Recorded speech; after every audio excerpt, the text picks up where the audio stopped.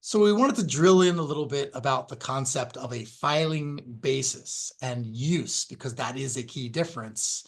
As Selena mentioned, it used to be that you had filing bases, at least you could claim proposed use or actual use in Canada prior to 2019. Um, United States has 5 different filing bases, 5 different reasons that you can use to be allowed to file a trademark application. Did you have something you wanted to add there? With Canada, since 2019, we historically we did have a use basis that you have to say if you've used it and since when. But since 2019, those amendments that were really changed everything, basically got rid of the use basis. So we just file an application. There is no mention whatsoever if you've used the mark or if you intend to use the mark. So there's no date requirement.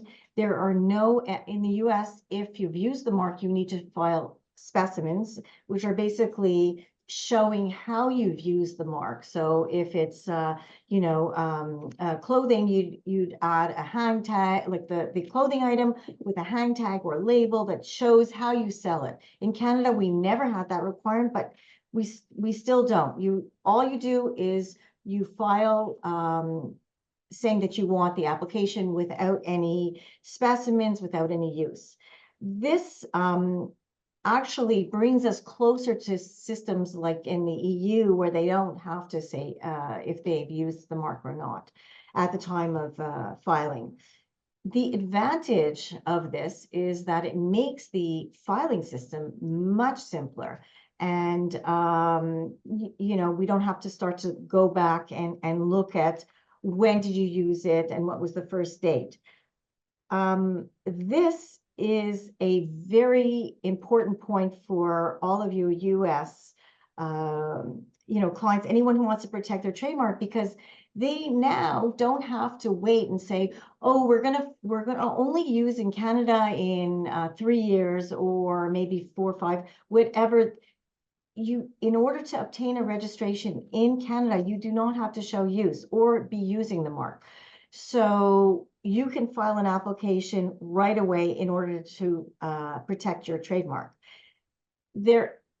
It's not to say that use is not important, because use is important. Later on, we'll discuss that, 3 years after your trademark has been registered, any third party can challenge your mark and make you prove that you have been using it. So eventually you should be using your trademark, but you do have time, as Matthew said, that it takes a while to get registration and in Canada. And once you get the registration, you have time until you can use it. So you're looking at quite a few years, and it's best to file as soon as you think, yes, there's a possibility that we're going to want to protect it in Canada.